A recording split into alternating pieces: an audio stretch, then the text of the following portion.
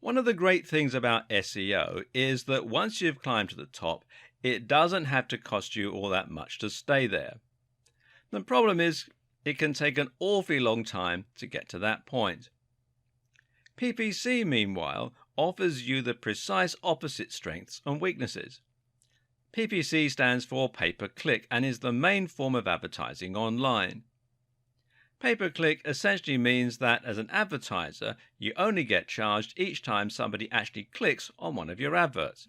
So, in other words, it doesn't cost you anything to have your advert published on a website. If no one ever clicks on it, you'll never pay a cent. But each time someone does click on it, you'll be charged X amount of money. This has a lot of handy advantages, as do many of the other features of PPC. So let's dive in and take a closer look. So how much exactly do you pay for each click?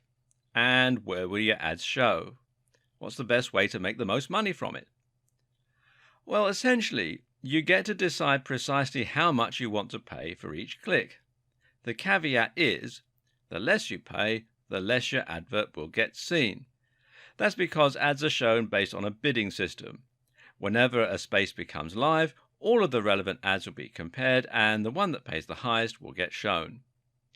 That means you can get clicks for 1 cent if you're in a niche with zero competition, but for a much more competitive industry, you can end up paying as much as $5 per click. The good news is you only pay the amount you need to beat the next highest competition. So if your maximum bid is $5, but there's only one competitor who's paying $1, you'll get the ad for $1.01. As well as setting how much you're willing to pay, which is known as your minimum bid, you can also set how much you're willing to pay per week or per month. This is your budget, and by setting this, you can ensure that you never spend more cash than you have. The great thing about this system is it means you can actually guarantee ROI for your business. You do this by calculating how much it's going to cost you to bring each new visitor to your site, which will be equal to your CPC, or cost per click. You then look at your conversion rate, in other words, what percentage of new visitors become paying customers, and then you compare these numbers. So if 1 in every 100 visitors buys something from you, in other words, a 1% conversion rate, and your product earns you $50 per sale, that means each visitor is worth $50 divided by 100, or 50 cents.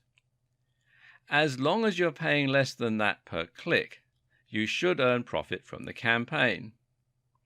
This also means you'll need a daily budget of a certain amount in order to see daily returns. There is another great benefit to PPC advertising too. It allows you to target specific types of visitors very precisely.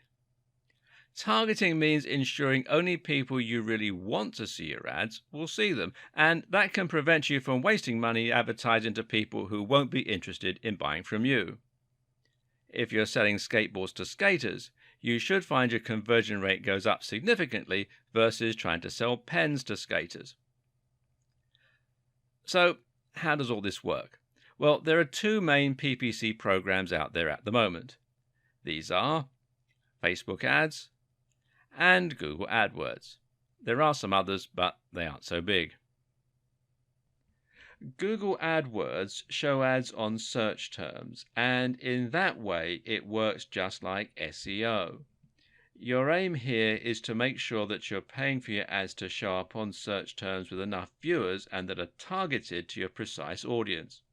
You can do this using local search terms again, or you can do it by using search terms that specifically relate to your niche. And you can see the ads are here at the top where it says ad. Quite often they'll also have them down here on the right hand side in a search result as well. Now, Facebook ads, on the other hand, gives you even more targeting options. With Facebook ads, your adverts will show on users' Facebook pages on the right or in their home feeds. You can then ensure that people only see the ads if they are the right age and sex, or if they have the right hobbies and interests, or have the right income, and if they're in the right location. Google has the advantage of showing ads to people who are currently searching for services and products, whereas Facebook ads can be interruptive. You can even use Google AdWords as a way to test whether certain keywords are worth pursuing with your SEO. But by closely targeting only people who are likely to be interested in your product, Facebook ads allow you to avoid wasting money on clicks from people who would never have bought from you in the first place.